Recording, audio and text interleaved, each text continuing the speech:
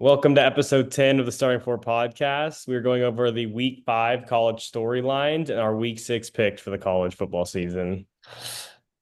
I'm Tabor. I'm Thomas. So our first storyline is Oregon gets it done in double overtime against Penn State. Being an Oregon fan, it was great to watch the team beat Penn State, top five mat or top six matchup, with Penn State being number three. The narrative was, can James Franklin win at home or win the big game, but can Oregon go in there with a young team and win a crazy environment and the whiteout game? Oregon's freshmen showed out. Two true freshman running back, Deer Hill, Jordan Davison, really good on the ground. Decorin Moore, their star freshman wide receiver, played great. And then their secondary, if you look at Oregon secondary, it is redshirt freshman, true freshman, and a junior. So very young team, gets it done. Dante Moore looks like a front runner after that game, and Drew Aller not looking good against big schools. So how do you feel about Oregon and Penn State in the future? Yeah, I've kind of been trashing Drew Aller this entire season, and when it mattered most, he couldn't get it done. Um, Also been trashing James Franklin. He's can't win any big game.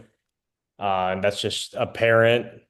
Oregon looks, I mean, they could have easily just not come back, easily have just like been like moments too big, but they did Oregon things, end up coming back and winning overtime. So, um, yeah, I think Oregon's definitely, what are they, two now? They're number two. Don't know if they should have jumped Miami, but I mean, I do think they're a better football team. It's just, I don't know if Miami's done anything to lose their ranking, Yeah. but understandably too. And definitely think, like last year, they're going to be a force to reckon with. Just depends on what happens in the playoffs. I was debating on, do I want to lose this game, or because I don't want them to go undefeated somehow, win the Big Ten championship, and just have their one bad game in the playoffs and Yeah. get embarrassed. So it was a stressful game coming down the end, knowing that we are up 17-3 in the fourth, and then sending it double overtime. So it was nerve-wracking, but like I was very calm most of the game, Yeah. knowing that a one loss won't be a big issue. No. Second, we got Alabama wins in Athens. Alabama killed it in Athens, shut down Georgia pretty well. Ty Simpson looked great. Since the Florida State game, he's been dealing. Kalen DeBoer's really gotten that team together, back on track. And now the SEC is, I think, wide open for the taking. Ole Miss is undefeated. A&M's undefeated. Texas is undefeated in SEC play. Now with Georgia having a loss, it's like that was probably a front runner for the SEC championship. So we'll see how that goes. How do you feel about them coming up that game? Bama is back. Hate to say it, but they've looked good since week one. They've looked like a completely different team since week one. Um, Kirby Smart is now 1-7 against Alabama. So then there has to now, I mean, there already kind of was, but there needs to be a big narrative of, can this guy beat Alabama? Like he's gotten away with having that record, but I mean, that's a tough loss when you're at home. What were they? Would they have a 33 game home win streak? I think so. It was Yeah, around there. exactly. It's a tough loss. Don't I mean, like you said though, you have like five or six teams that have a chance at this SEC championship. So I still think they might still be the favorite to win it all for the Mhm. SEC. But yeah, I mean, Bama looks good and SEC strong as usual. Yeah. Um, Next is LSU's offense is terrible. Didn't look good against Ole Miss. Ole Miss defense is all right, not spectacular, I would say. Garrett Nussmeier doesn't look good, but Ole Miss and Trinidad Chambliss, I think that's how you say it. He looks great. a top five Heisman favorite probably now with that win. Brian Kelly looks, he needs to fix something. It's funny how the last 2 years they've had no defense and a great offense, but this year it's the other way around. So if he can just, I just feel like if Brian Kelly can just get both of them clicking on a top 10 level like they're supposed to, their team is dangerous, but seems like they can't. How do you feel about LSU in the future? I think that kind of just sums up how the season's going to go. I've been talking about it, and I've been saying their loss is going to come. Now, it wasn't as bad of a loss as it could have been. They looked bad in the game, but you were playing Ole Miss. Hmm. Um, I don't. I think LSU season's done. I think even though it's one loss and technically it's still you can play for the SEC championship. I don't think they will. I think there's gonna. I think these losses might start stacking. Um, but then Trinidad, I mean, he has 3 starts and is putting already has a high like Heisman numbers Hmm. in 3 games. Like he's caught some other guys, maybe not touchdown and like yard wise, but just like keeping pace with those guys and kind of just random. Like Yeah. didn't know he probably didn't know if this was gonna be like a QB1. Now I'm QB1 at Ole Miss. Oh yeah, and it's his job to lose now. Like Yeah, you know what? He like stepped up, got his chance, and he's proving himself. definitely. So I Uh, think with him running those hottie toddies, they might be a scary team. and Lane Kiffin's offense, that is Mhm. a great offense to be in and can show real potential if it starts clicking. Next and last storyline is Tennessee winning in the shootout against Mississippi State in Starkville. The Cowbells, I've said it multiple You times. hate him. It shouldn't be a thing. It's not natural, like not natural. It's It's like pumping noise out of the speakers. yeah, and it's like you can do it nonstop.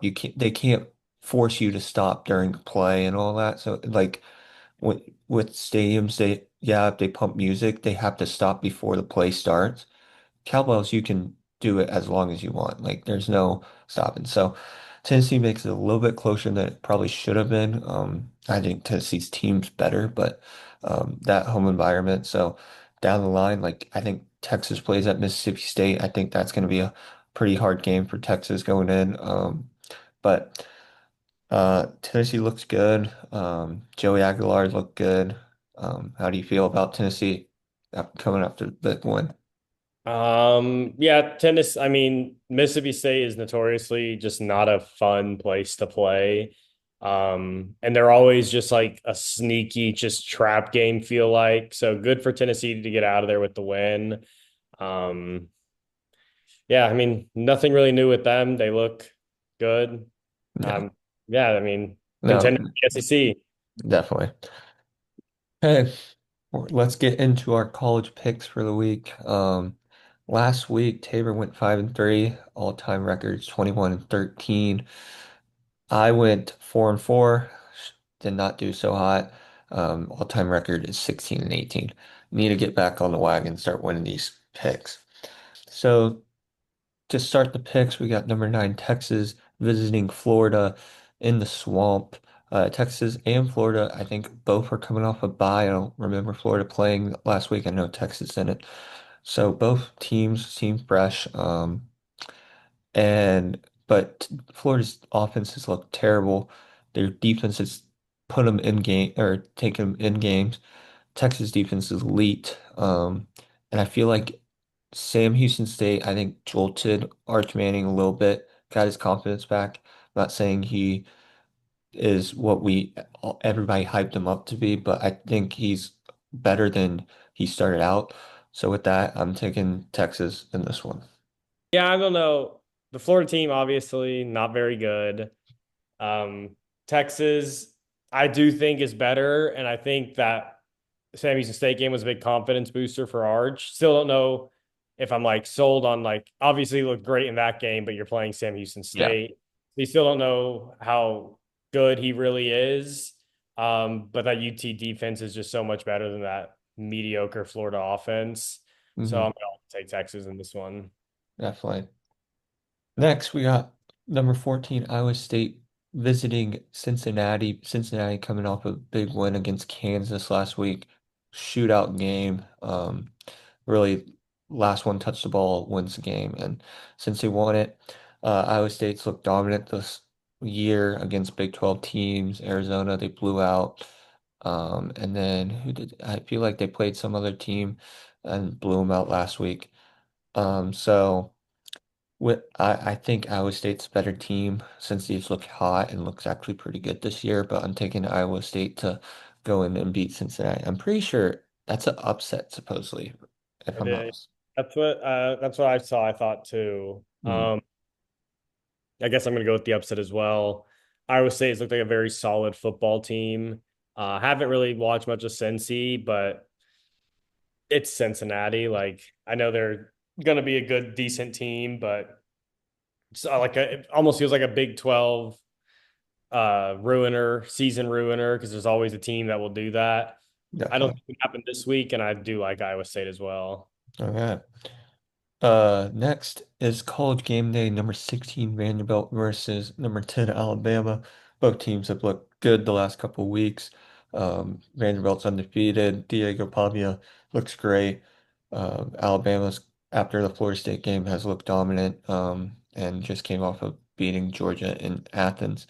I saw a stat where Diego Pavia has never lost to an Alabama State team, and it's like he's 4-0 or something in his college career. I don't think that's gonna keep happening. I think since the last time Vanderbilt beat Alabama, Alabama's not gonna let that happen again. I bet Nick Saban's been in the stadium and been at practice multiple times telling him you can't lose to Vanderbilt. So I got Alabama winning this game, beating Vanderbilt. Um, yeah, they've looked great. I mean, they've looked a lot better than I think a lot of people might have thought this year. But it is like I hate to say it's a must win for Alabama because it's technically also a must win for Vanderbilt as it like would solidify themselves this year. But I don't see Alabama losing this game. You just beat Georgia. You get to go back home, right? Bama's It's playing at home. at Bama. So it's like you can't lose this game after beating Georgia. So I also like Alabama. Mhm. And also, Vanderbilt hasn't played anyone. Like, Yeah. so we'll see. That being said, they are third in the SEC. They are third. Uh, Next, we got a Big 12 clash. Number 11, Texas Tech versus Houston. It's in Houston. It's a lot of people think this could be a really close game. I think it could be. Connor Windman's looked great. Their running back has looked stellar. They beat Colorado. I know Colorado's not a good team, but being Colorado is a decent win for them. Texas Tech had a bye week last week, but did come off a big blowout win against Utah. Um, I don't want to do it. I'm not a big fan of Texas Tech, but they look good. I think they keep it rolling, go into Houston and beat Houston. So pre-bye, obviously, because we had a bye. Texas Tech had a bye last week. Um, we were one of two teams to have a top 10 offense while also having a top 10 defense. We're ranked two as our offense, just yards per game, ranked 12 or 11 defensively in the country. Um, so I think Baron Morton's getting the start. Um, Much needed bye after beating Utah on the road. Kind of come back down to earth. Yeah, Texas Tech's going to win this game. Their defense is going to carry, I think. I'd like to say I want to see an explosive offense. Wouldn't be surprised if it's more of a Utah game where offense just scores enough points to really win it, and the defense can just hold Houston to under 21 points, and offense has to go out and score 21 points. Yeah. Next we got a Florida rivalry matchup, ACC matchup. Number 3 Miami versus number 18 Florida State. Miami had a bye week last week, if I'm not mistaken. But they've looked good the rest of the way. They did have Carson Beck did come back down to earth against Florida. But Florida's defense, I think, is really good. So not the biggest crazy stat that he didn't do good. Florida State coming off a brutal upset against Virginia.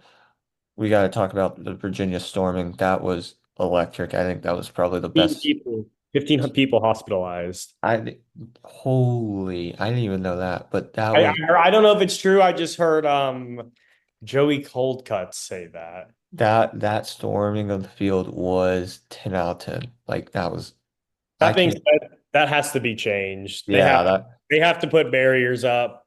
That can't happen. yeah, that it is pretty dangerous. I mean, that's putting players at risk. I Yeah, mean, definitely. before that ball even hit the ground, people were in the end zone. Yeah. But Florida State coming off a brutal loss. I feel like they need to get back on the wagon if they want to have a chance at playoffs and ACC championship. And this is a rivalry game. It's at their place, so I got Florida State winning it. Miami should lose one of these games soon because it's Miami and Mario Cristobal. So, Yeah, I usually go with that same Miami LSU logic that they have to drop a game. Um, but that being said, I think Miami is legit this year.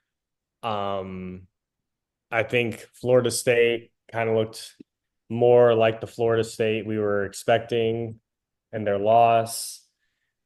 Um, Let me think how I want to see. Yeah, Miami. It's the Hurricanes coming. yeah. Okay. Last game on the slate. Yeah, Mississippi State going to College Station and playing number six Texas A&M. Texas A&M looked all right last week against Auburn. Auburn had a couple of chances late that could have put them in the lead, but they just could not score a touchdown when they needed it. And then A&M come up on top. And then Mississippi State loses a close one at home to Tennessee, a really good Tennessee team. With that being said, I don't think Mississippi State is that good on the road. It's not at their place. No cowbells, all that. So give me Texas A&M winning this one. Um, I wrote one team down and switched it right before starting this. I'm tired of the smoke of Marcel Reed being a Heisman candidate. He's Mhm. just not. There's eight, nine, 10 quarterbacks that are playing better than him. I don't know why he's being talked like he's a Heisman candidate. Mhm. Um, they're sixth in the country. This is a 8-4 team, 9-3 team at best. Cowbells are not. Mississippi State's taking this game. Okay. I don't think Marcel Reed's any good. His It, receivers I've are been seeing a lot. all him on like these Heisman watch things, and I'm like, it's not like he's just not that good. I would put Mario Craver over him, like the right Yeah, wide for receivers. sure. Like, And I think he jumped him at least betting wise. yeah, probably. But with that being said, that's the end of episode not 10 of the Starting Four podcast. Thanks for watching. See you guys later. Thank you for watching.